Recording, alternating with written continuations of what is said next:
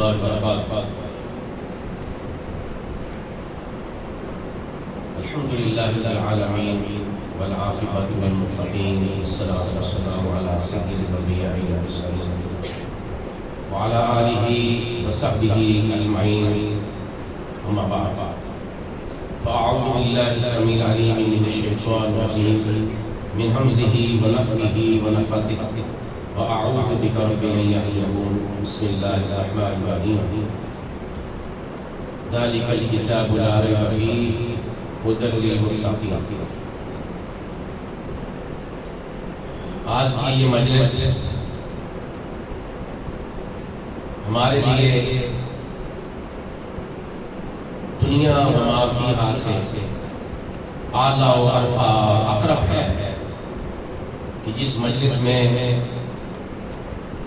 ہمیں اللہ تعالیٰ نے اپنی خاص رحمت اور فضل سے موقع فراہم فرمایا کہ ہم نے اس کی کلام کو سماعت کی.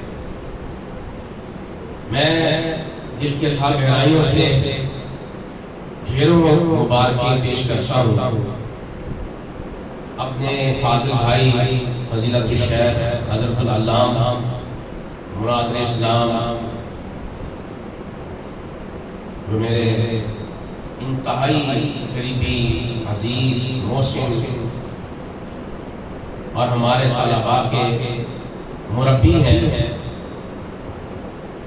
اللہ تعالیٰ اس ادارے کو دن دگنا رات چگنی مزید ترقیوں سے ہمکنار فرمائے.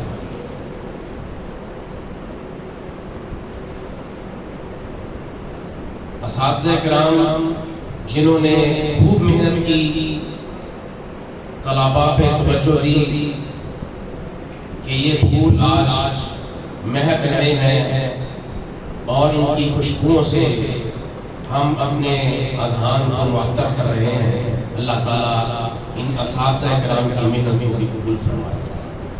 اور پھر آگے بڑھ کر وہ والدین کہ جن کے بچوں نے قرآن مجید یاد کیا ہے، حفظ کیا ہے، ان کے تو کیا کہنے.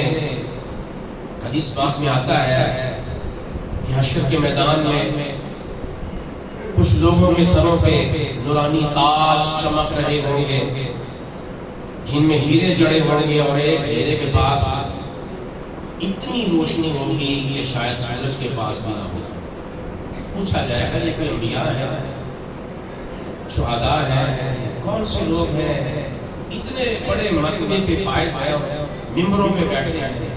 تو جواب آئے گا یہ وہ ہے کہ جن کے بچوں نے اللہ کا قرآن اپنے سینوں میں محفوظ کیا.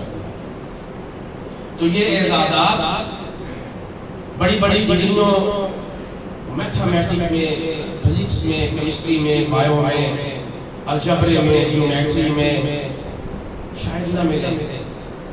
یہ اعزازات اللہ رب العزت نے اپنے ان مسکین، فقیر، غریب اور یہ نمانے بندوں کے لیے رکھے ہیں کہ جن کو ہم ادنا سمجھتے ہیں. یہ بھائی ادنا نہیں ہے.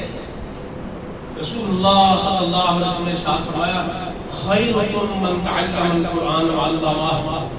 تم میں سب سے بہترین وہ ہے جو قرآن مجید کی تعلیم دیتے ہیں اور لیتے ہیں. قرآن مجید سیکھتے ہیں اور سکھاتے ہیں، وہ تم میں سب سے بہترین ہے.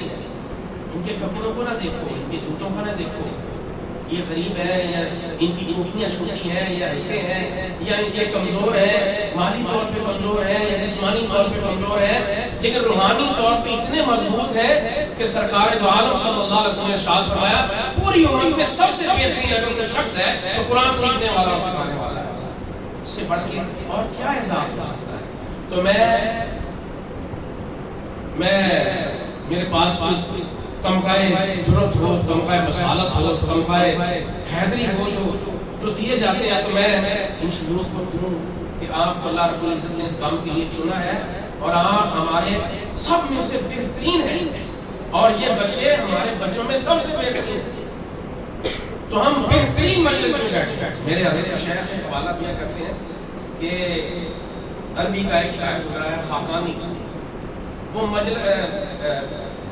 لطف کی اور مزے کی تلاش میں مارا مارا برسوں سال پھرتا رہا، لذت کی تلاش میں مارا مارا پھرتا رہا۔ آخر اس نے یہ رزلٹ دیا کہ اگر ذکر الہی کی مجلس میں ایک لحظہ بیٹھنا نصیب ہو جائے تو ہفتے عقیم کی بادشاہ سے آ جائے۔ تو یہ تجربات ہے لوگوں، تو ہمیں بھی چاہیے ہم دل و جان سے ادارے کے ساتھ، انتظامیہ کے ساتھ اور ان بچوں کے ساتھ محبت کریں، مودت کریں، لطف سے پیش آئیں، ان کو پیار کریں۔ ان کو پیار کرنا تو یہ دیکھیں ان کے پیار کے لیے رب العالمین آسمانوں سے فرشتے نازل کرتا ہے۔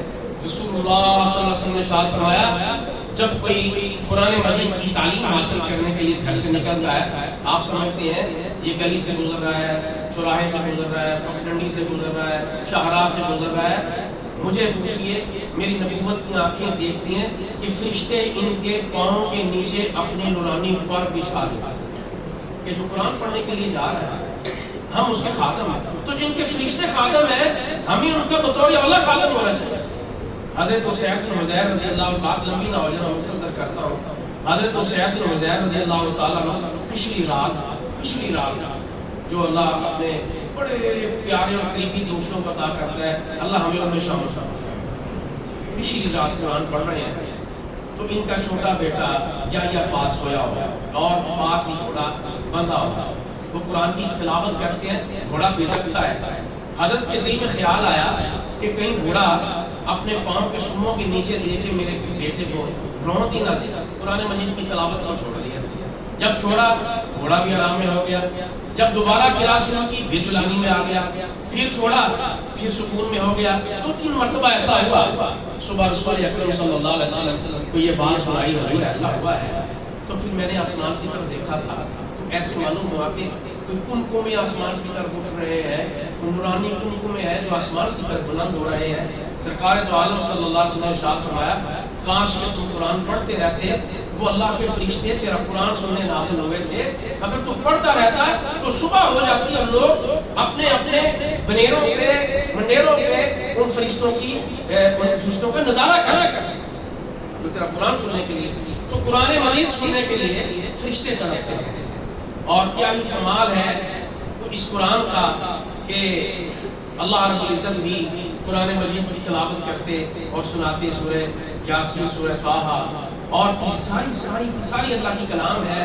تو اللہ رب العزت سے دعا ہے کہ اللہ تعالیٰ اس قرآن مجید کی جو ہم نے قرأت کی ہے ہمیں اس کے حق تلاوت کے ساتھ پڑھنے کی توفیق عطا فرمائے، پھر اس کے بعد ہمیں اس پر عمل کرنے کی توفیق عطا فرمائے، پھر اس پر تدبر کرنے کی، تفکر کرنے کی توفیق عطا فرمائے، کیونکہ یہ قرآن مجید کے بہت سارے حقوق ہیں جو ہم نے پس سے کچھ ڈالے ہوئے ہیں۔ حضرت الشیخ فرماتے رہتے ہیں، تبلیغ کرتے رہتے ہیں، بتاتے رہتے ہیں، تو میرے جیسا ایک ادنا طالب علم آپ کو کیا سمجھا سکتا ہے کہ جہاں مفتی اعظم حضور اللہ رب العزت ان کی جوانی میں، علم میں، عمل میں برکت عطا فرمائے، اور ان کے جو فقہ ہیں، ساتھی ہیں، احباب ہیں، نامے درمے سکنے قدمے تعاون کرنے والے، اللہ تعالیٰ ان کی بھی دنیا آخرت بہتر فرمائے۔ وآخر دعوانا الحمدللہ۔